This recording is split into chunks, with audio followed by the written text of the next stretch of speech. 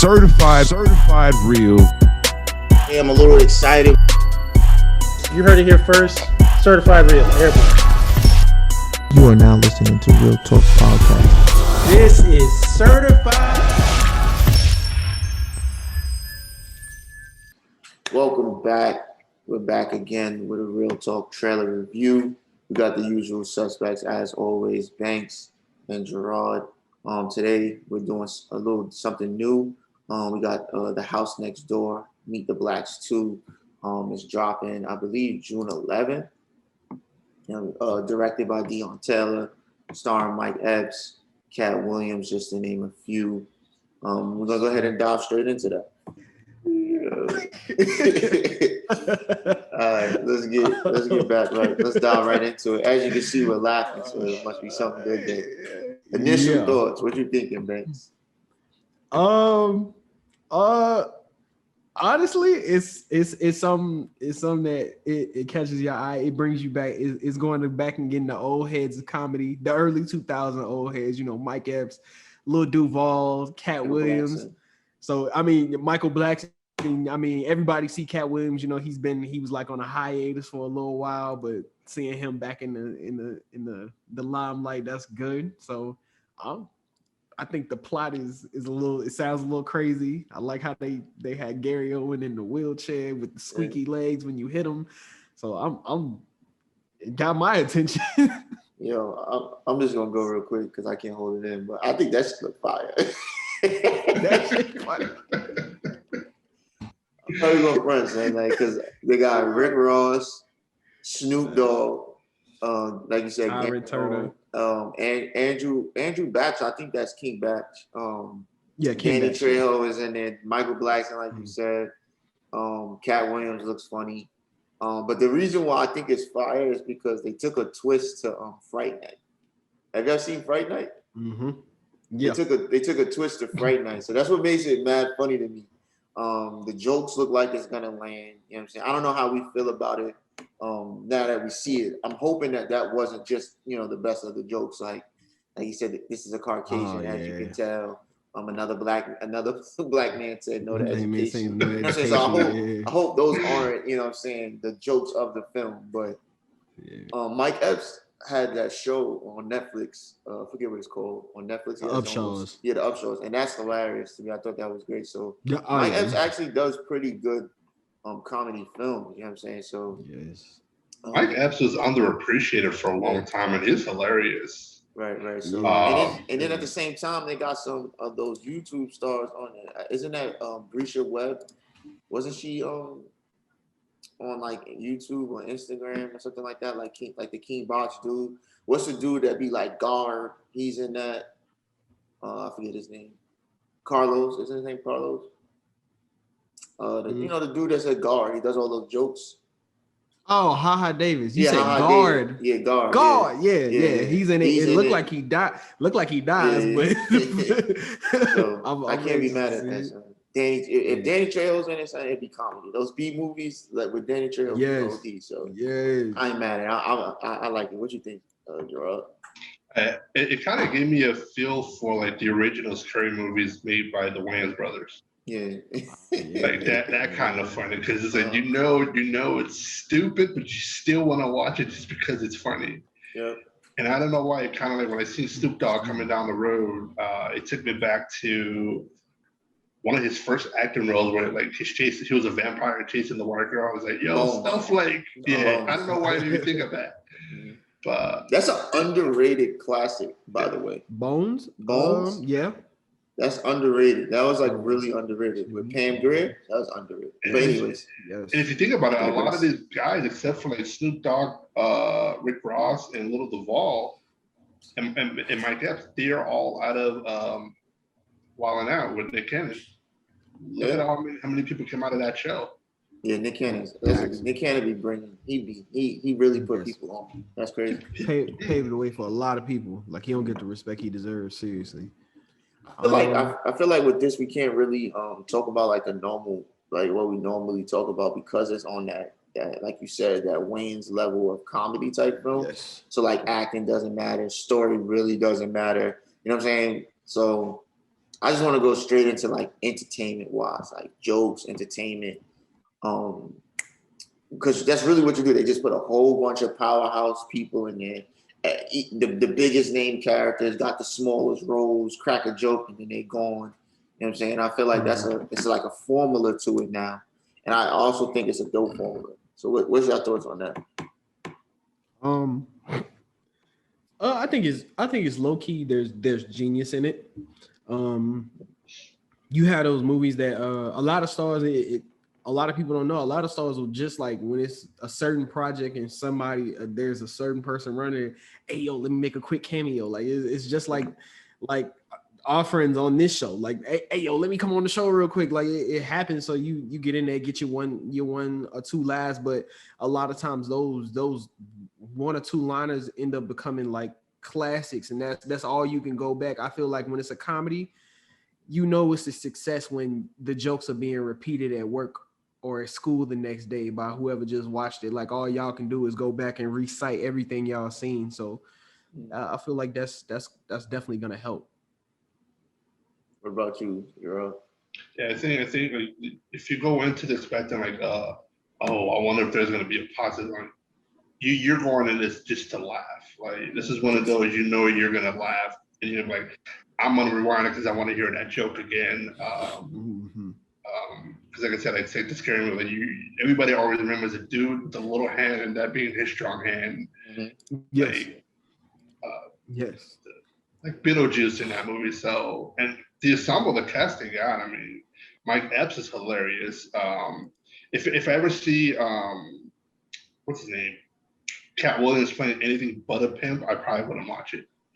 He's a pimp vampire. It's crazy. Put it in my pocket. Yeah, it's crazy. He's a pimp vampire. But no, go ahead. I'm saying, if you look at it, like you guys are already quoting jokes from the trailer. Like, imagine when like you watch the whole thing. But I just think it's don't really want to dive into the writing because it's not really necessary to be entertained by the film because there's no message. Straight jokes. You're going to laugh, for an hour, 15, 20 minutes, whatever the case may be. But I do like the idea that they took Fright Night and kind of threw their own spin on it. Yeah, twist on it and made it a little bit funny. Because Fright Nights is honestly one of my favorite vampire movies, like the original Fright Night. And then I just lost it. I just had it. The one with the boys and Callie. With Michael, the Lost Boys, yeah. So those are my two favorite. One of my two top, and then Blade, of course. But so I want to see the movie just because of that, like just because they took the Fright Night idea and threw their own twist on it. So. Okay. Do I have any questions? I feel like the questions that we usually ask is just like kind of pointless for this film. Yeah, I just feel like this is one of those. I feel like this will probably be one of our easier trailers, just because it's a comedy. Like that's what you're going in for, and the only thing you looking for is the laughs. You don't care if it's one of those mindless comedies where it's like the plot doesn't even matter whether it's dumb or not. As long as I can laugh, I'm happy. Yo, so I have a quick question. What do y'all feel about? Because we're starting to see Rick Ross like go into some acting a little bit more. Obviously, he's not at the point where he's going to be like Ice Cube doing action films, right? But we have seen him, like we've seen him in Coming to America. Coming to America, and he done some TV shows like Star, and then now he's in the Meet the Black. So what are y'all thinking about that? What do y'all think about Rick Ross acting? It's pretty much. I feel like the only people that would be complaining about is the people who can't do it. I mean, it's available to him. He's already made his name in the rap industry. He's made his money, and his various Wingstop stores. So I feel like it's there. I mean, he lives in Atlanta. I mean, he has a home in Atlanta. There's always something going on around there. Why not? Yeah, definitely agree. I think to me, it's kind of like the first time I came on, like everybody fired himself. Why hate the man for trying something else to push himself, try to elevate his craft? If he sucks at it, at some point, someone's like, "Yo, Rick, just go make that beat, drop another hitter in the." And part of me kind of feels like he's because DJ Khaled started doing movies, so Now Rick Ross, I gotta do some movie. He's got that little friendly competition going with Cali. DJ Khaled was in Shadows. Back in the day, Yes, he was in Shadows. I didn't even peep that. Yes, when they pull up to the store, they pull it. It's like way up early in the beginning of the movie. He looked like he playing like the muscle or whatever, but it's DJ Khaled. I feel like this was an easy one. I feel like this was quick, easy. It was a dope trailer. The trailer was funny. The only down that I would think is I just hope that the jokes that they delivered in the trailer isn't the best jokes. So hopefully it's funnier going into it.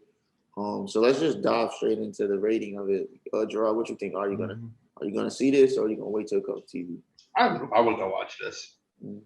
It's funny. I mean, it's a funny cast ensemble. Why not? What about you, Biggs? Yeah, definitely gonna watch. Off the strength of who I seen on the screen alone, yeah, definitely gonna watch it.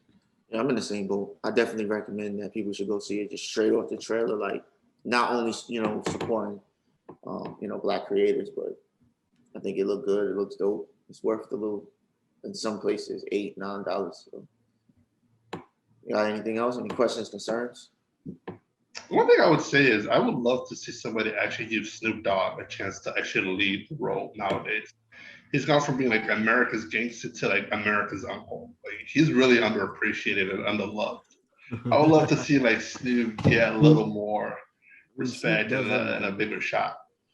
I kind of feel like Snoop Dogg chooses not to do that for some reason. Right. I feel like he's gotten to the point in his career there's like a post on Facebook. There was like Snoop Dogg just be doing shit. Like he has a show with Martha Stewart, a cooking show. He has a show with Martha Stewart. He's always on somebody's comedy roast. I feel like Unc do everything. I feel like Snoop just chooses not to, because I feel like there's no reason why himself couldn't do it. Like, just like, yo, I'm doing a feature film and I'm gonna star myself and just do it. You know what I'm saying? And I feel like he probably do get opportunities, because if they're giving him little roles like this, just based off his past stuff from Bones, Baby Boy, he was in that Dolomite movie. Mac and Devin Go to High I'm looking here. He played It in Addams Family. He does TV. He has his own TV show. It's not like he's unfamiliar with television. You know what I'm saying? And that's not even including the music videos or whatever the case may be. But I think that's just him. And he also did that movie with Wiz Khalifa, didn't he? Yeah, Mac and Devin. I just think it was a weed movie, but Snoop is like that one actor who picks up the phone. Hey, I'm gonna come through. Yeah, and they're like, "I can show up." And that's actually one thing that I did want to touch on was I feel like these type of movies aren't really they're written, of course, because you obviously got to present a script. But I feel like a lot of the dialogue is just on hand, like improv. You know what I'm saying? And I think that's why. Yeah. And I think that's why some of these films are so good. And just another reason why we're not gonna dive deep into like a plot and story and all that stuff. Because I feel like they just do takes until they get a funny joke out of the situation, right? So, and I enjoy those type of films. Well, yeah, that's all I have for it though.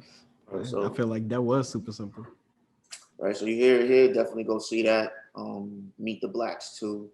It looks dope. Appreciate y'all tuning in with us. That is the show. Like always, like, comment, subscribe. Look out for us. We drop one of these every Wednesday. That's it. Appreciate it. All right.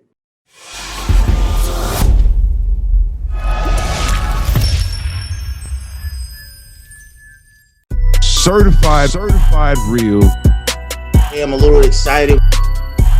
You heard it here first. Certified real. Everybody. You are now listening to Real Talk Podcast. This is Certified